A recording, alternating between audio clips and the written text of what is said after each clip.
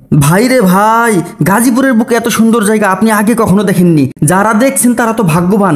এবার আপনার পালায় এই সুন্দর জায়গা দেখে নিজের চোখকে সার্থক করা।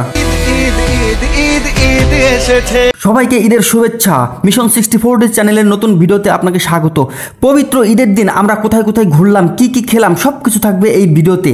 ঈদের ছুটিতে পরিবার বা বন্ধু বান্ধব নিয়ে কোথায় ঘুরতে যাব, এই প্রশ্নের উত্তর যারা খুঁজছেন তাদের জন্য আজকের ভিডিও হতে পারে একটি আদর্শ ভিডিও ও অনুসরণীয়। গাজীপুরের বুকে সবচাইতে সুন্দরতম স্থানের বর্ণনা, সুবিধা অসুবিধার বিস্তারিত বর্ণনা থাকবে এই ভিডিওতে। তাহলে শুরু করা যাক। ভান্নারা বাজার থেকে বিসমিল্লাহ বলে আমরা আমাদের যাত্রা শুরু করি। সফর সঙ্গী আছে নতুন পুরাতন কিছু সাগরেদ ও এলাকার এক বড় ভাই। চিলের মতো ডানা মেলে ভৌ ভৌ করে আমরা এগিয়ে যেতে থাকি। আঁকাবাঁকা রাস্তা অতিক্রম করে পৌঁছে যাই ঠাকুরপাড়া বসুন্ধরা প্রজেক্টে।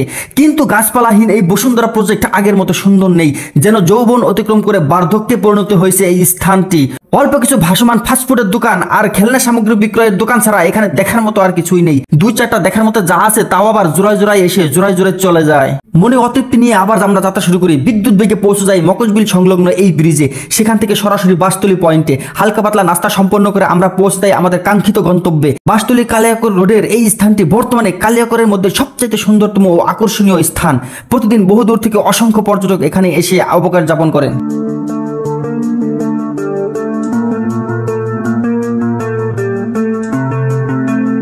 আমরা ফাঁকা রাস্তায় একচোট হুন্ডা শোডাউন দিয়ে দিলাম। নিজের গোডাউনের তেল ফুরিয়ে সস্তা শোডাউন এই দেশে একটা কমন ব্যাপার। আমরাই বা বাকি থাকবো কেন? পিক পিক হর্ন বাজিয়ে আমার সাগরেদরা আশপাশে জানিয়ে দিল ভান্নারার Kings are going. Bastali Gazipur জেলার অন্যতম একটি প্রধান দর্শনীয় স্থান। কালিয়াকৈর থানার অতি নিকটে অবস্থিত এই গ্রামের প্রধান আকর্ষণ মকজবিল ও তুরাগ তীরে আঁকাবাঁকা এই রোড। চারপাশে বিশাল পানির মাঝে সাপের মতো বয়ে যাওয়া এই রোডের খবর ছড়িয়ে পড়েছে সমগ্র বাংলাদেশে। জেলার ভিতর এবং বাইরের অসংখ্য পর্যটক ঈদসহ বিভিন্ন ছুটির দিনে এখানে বেড়াতে আসে। উন্নত যোগাযোগ ব্যবস্থা, পর্যাপ্ত নিরাপত্তা ও স্থানীয়দের আতিথেয়তা এই স্থানকে করে তুলেছে আরো বেশি পছন্দনীয়। রোডের এক ধারে রয়েছে কালাপানির তুরাগ নদী আর অপর পাশে রয়েছে ঘোলা পানির মাছের ঘের। কালা আর ঘোলার মাঝে এ যেন সূক্ষ্ম একটি পর্দা।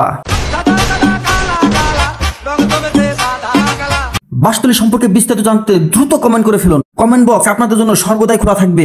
কমেন্ট করা মাত্রই ঘ্যাচাং ঘ্যাচ রিপ্লাই দিয়ে জানিয়ে দেওয়া হবে আপনার মনের জমে থাকা প্রশ্নের সকল উত্তর। এবার আমরা এসেছি মকজবিলের ধারে বড়ইবাড়ি ও জামালপুর 4 সড়ক রাস্তার একটি পয়েন্টে।